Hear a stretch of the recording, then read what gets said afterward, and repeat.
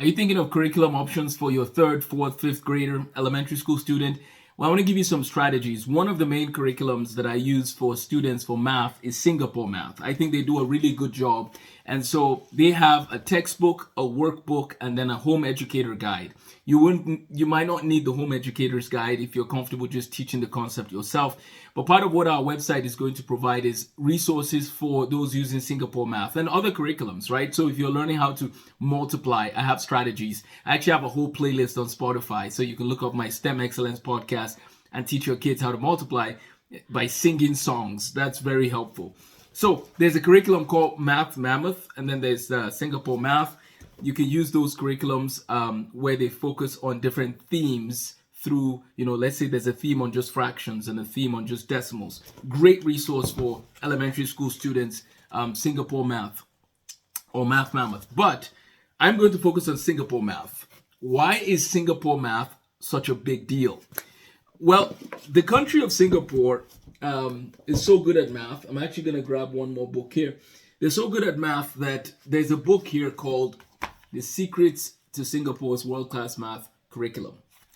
When it comes to elementary school math, Singapore has been number one in performance for in how they perform compared to other countries for over 15 years. See, the thing about math is math doesn't care so much about what you think or your subjective things. Math is very objective.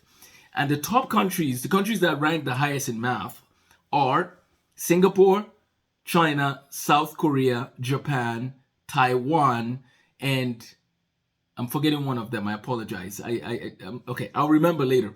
But in South Korea. So Singapore, Japan, South Korea, China, Taiwan, Japan consistently are ranked higher. Now, Finland is higher in education. We can talk about them later. But Singapore does really well. And so what happened is in America, you can order this curriculum called Singapore Math, right? You can order the curriculum, and you can order through our bookstore if you want. If you email us, we can get you the set. But so this is Singapore 4A and 4B. So it has a textbook and a workbook. So this is 4A, and then this is the textbook, and then this is the workbook for 4A. And then this is, you also have the same thing for 4B. You have a textbook and you have a workbook. If you take this set, again, as I said, you can use the Home Educator's Guide if you want. It's an extra resource. We can make a video discussing that. Let me know in the comment section if you want a video discussing the Home Educator's Guide. But if you take Singapore Math 4A and 4B, what you realize is that your child will get a very solid fourth grade math education. Almost no, I can't think of any curriculum that would give them a more rigorous fourth grade math education. And they are learning to write out their answers. They're learning how to work with looking at the examples and so on. So that's what I recommend for fourth graders. But here's what's very interesting. Singapore, this is from Singapore. A friend of mine and one of those who's involved in our projects, Dr. Colin Gunn, I asked him to please bring me these, right? He said, do you need anything from Singapore when I'm visiting Texas? He came in June. And I said, give me your books, please. I want to see your books. And when you look at the Singapore's curriculum from Singapore, you notice that it's very similar to the American Singapore Math, right? So if they're doing well and they're number one, then if we take that which is similar to theirs, we should see some good results, right? But it might take some review. It might take some thinking through how you want to teach in a culture that is different than Singapore's culture, right? There's a cultural element into this, which we'll discuss later.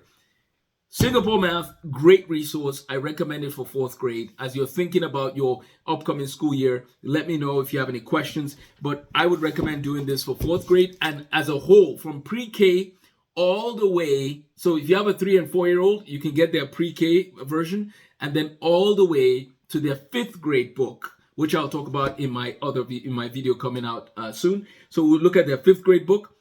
Their sixth grade book, I would say you don't really need that, and I'll talk about that when I explain counting to calculus, because in my counting to calculus framework, which I've put together, I cover the topics that they cover, pretty much summarizing first grade to sixth grade in one book, in one workbook. You have everything you need here. So sixth grade is really an opportunity to clean up any concepts make sure you've mastered everything elementary math and dive right into Algebra 1. That's the way I look at it.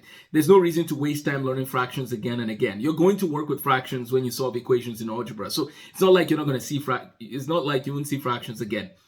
We'll discuss this in more detail, but just wanted to share briefly about the 4th grade. So let me know if you have any questions, thoughts, comments, objections, and we'll talk to you soon. Have a blessed day and please subscribe for more.